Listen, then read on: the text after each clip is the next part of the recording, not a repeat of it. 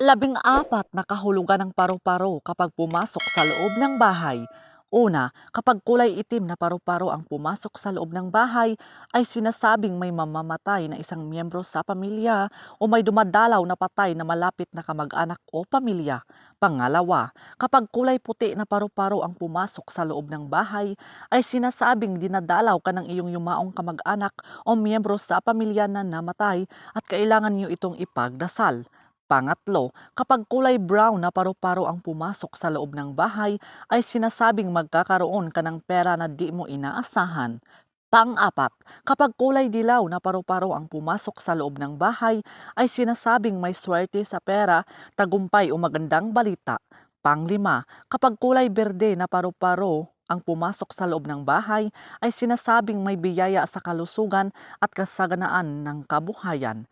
Pang-anim, kapag kulay pula na paru-paro ang pumasok sa loob ng bahay, ay sinasabing may darating na bagong pag-ibig o mensahe tungkol sa damdamin.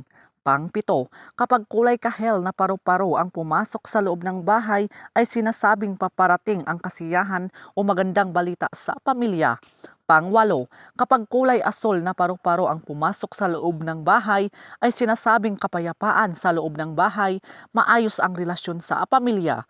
Pang-siyam, kapag kulay lela na paru-paro ang pumasok sa loob ng bahay, ay sinasabing may espiritual na paggabay, proteksyon ng mga ninuno. Pang-sampu, kapag kulay rosas na paru-paro ang pumasok sa loob ng bahay, ay sinasabing darating ang pagmamahal o pagkakasundo sa pamilya. Pang-11, kapag kulay ginto na paru-paro ang pumasok sa loob ng bahay, ay sinasabing may swerte sa pera, tagumpay at biyayang darating. Pang-12, kapag kulay pilak na paru-paro ang pumasok sa loob ng bahay, ay sinasabing balanse at paggabay sa mahahalagang desisyon.